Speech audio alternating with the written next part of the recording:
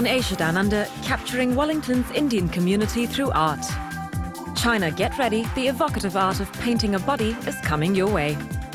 And we meet the talented musical finalists of Auckland University's graduation gala.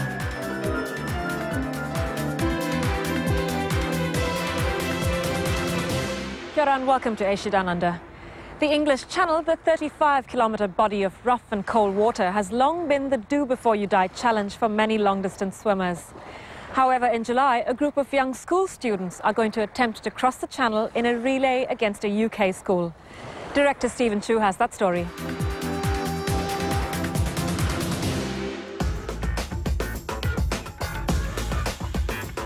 It's 6 in the morning, and as the day dawns across Lake Taupo, members of the Auckland Grammar School swimming team are preparing for a 2-kilometre swim. They're in training for a much bigger challenge. In July, they'll be part of a relay team that will swim the English Channel between Britain and France, one of the world's most famous and difficult competitive swims. Well, we're trying to get into a team to go swim over to England, and so this is a training swim for us, and it's also good practice for swimming those long distances. No, it's a bit of a challenge and different from what anyone else has ever done before in New Zealand schools, so... Unlike many swimmers here today, the boys are not wearing wetsuits. It might seem tough, but the boys have to get used to the much colder water temperature in England. Yeah, we're tough. We're tough. Yeah.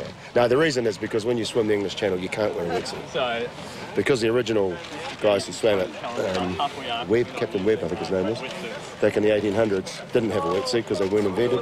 Nobody has a wetsuit. All right, good morning, everybody. Welcome. If I could just have your attention, please, we'll get this briefing underway. Caps are compulsory. All right, please, folks, make sure you've got a cap on. Please. Dennis Zhang started competitive swimming at the age of 10. My dad, especially, he's really supportive of me swimming, especially in the ocean swimming, because he's always saying, you know, oh, you got to be tougher, you know, you got to be a man, and that's what ocean swimming makes you do. Yeah, you know, being really good with the cold temperature. So, and swimming in the English Channel, I think it's just really special, and yeah, not a lot of people, especially from New Zealand, have done that.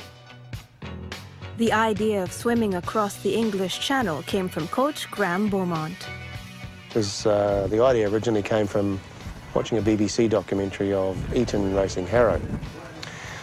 Well, I think the most important reason is because no New Zealand school's done it before, and as far as we know, and we'd like to be the first.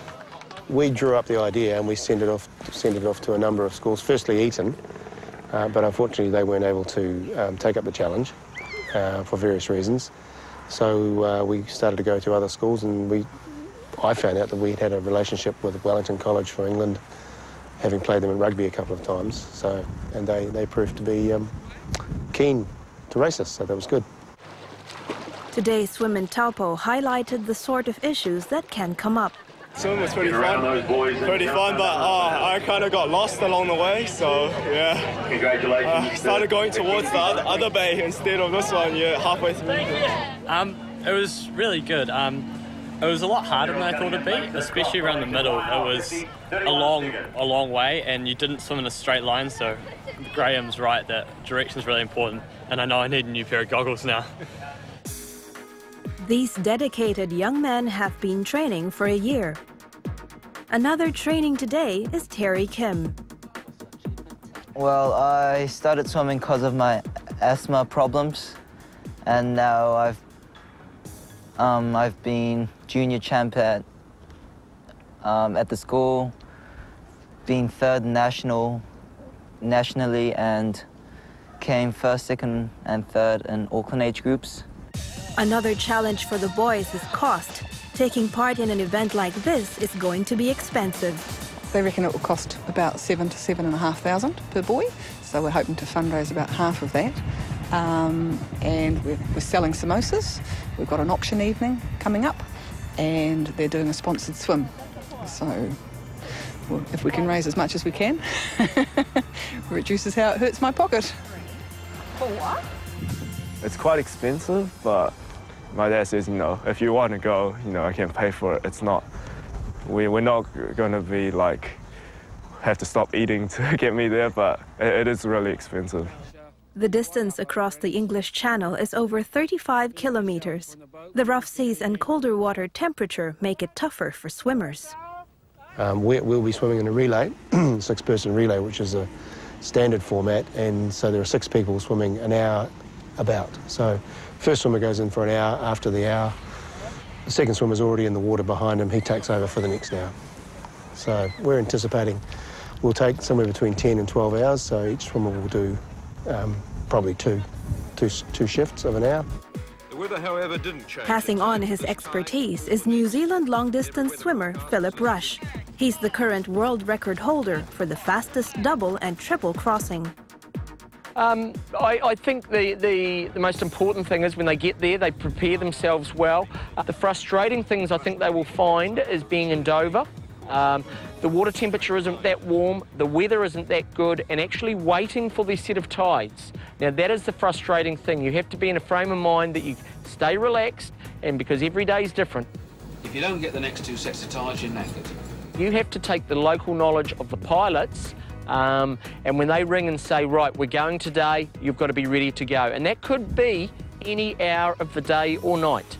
So the kids could be swimming in the middle of the night through the channel, through the English Channel. And remembering, there is 300 boats go through the English Channel and about 250 boats go across. And the swimmers and their support vessel have to give way to the shipping lanes. You need to swim as fast as you possibly can per hour so you have as little time in the channel for the weather to get rough.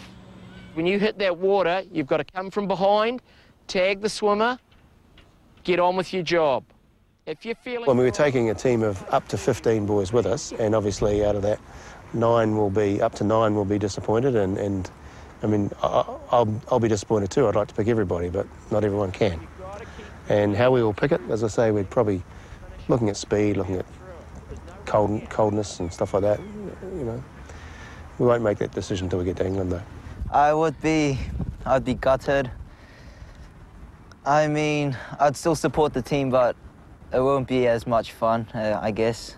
Oh, I'll be sad, but I'll be, I'm not okay with it, but it's how things are.